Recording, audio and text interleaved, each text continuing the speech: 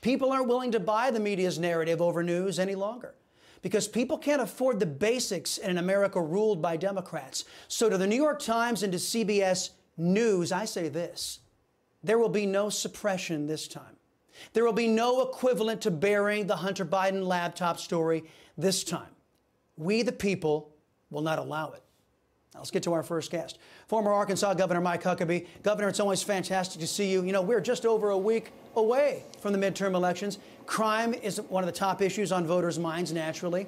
This, as differing reporting emerges on the Paul Pelosi story.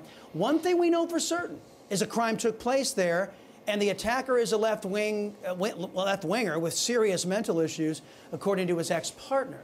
This election is going to be about the issues that are hurting American families and not fake news fantasies, right, Governor? It certainly is, Chris, and I thought in your monologue you nailed it beautifully, that this is really the creation of the press to try to create a narrative that simply doesn't exist. They're making it up as they go, and they're getting really caught at it and embarrassing themselves, humiliating themselves as complete, just total fools to do what they're doing. And a great example, I saw the Associated Press that used to be, there was once upon a time, the Associated Press was a respectable news organization. They put out a story this week saying that the reports are that this guy who went and hit Paul Pelosi in the head with a hammer had zip ties. And we know what that means. People had zip ties on January 6th. So there's a connection. I'm thinking, you know, people were wearing underwear on January the 6th. This guy was wearing underwear. I bet there's people in the Democrat Party, maybe a few, who are actually wearing underwear. Therefore, let's draw the conclusion. They're all violent criminals. This is nonsense, utter nonsense. It is nonsense. And you saw what they tried to pull off over at CBS, you know, hashtag fire Pelosi. Oh, he's on a gun range. Oh, fire and fire. Oh, you violent Republicans. That's what passes for journalism, Governor. Well, and we also saw the attempt to try to say this guy was a right-winger. And then they did just, I mean, the most simple of levels of research, found out that he was anything but. There was a fake news site that, or a fake social media site that went up on Friday within minutes of this story breaking, got pulled down Saturday because it was trying to present that this guy was right-wing. Nothing says that. But I'll tell you what Americans care about. What they really care about is that they are vulnerable to criminals breaking in their homes and hitting them in the head with a hammer. They know it could happen on the streets of New York or San Francisco or Minneapolis. And they're also concerned about the fact that they may have to sell a kidney just to buy enough groceries to get through the month because of inflation. And they can't afford to put gas in their cars and go see grandma or take their kids trick-or-treating tonight because it's so expensive under what Joe Biden has done with his attack on the American energy industry.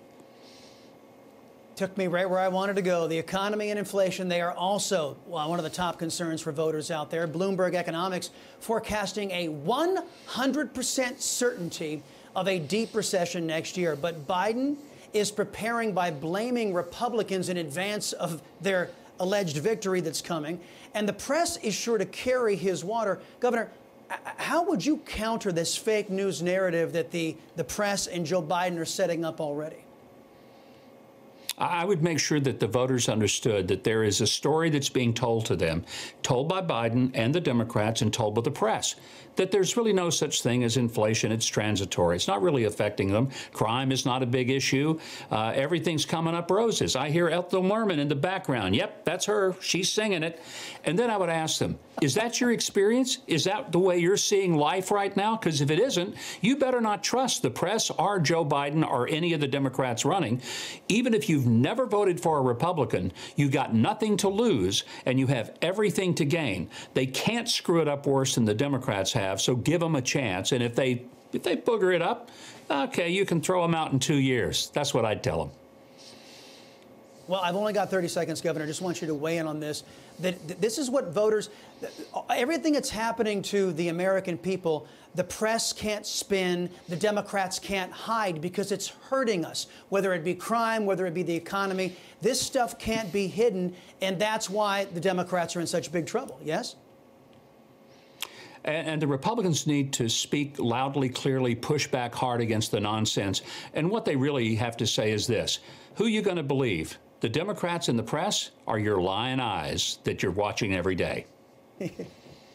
That is perfect. Isn't there a song about lion eyes, too? I think you can't. That was the Eagles, right?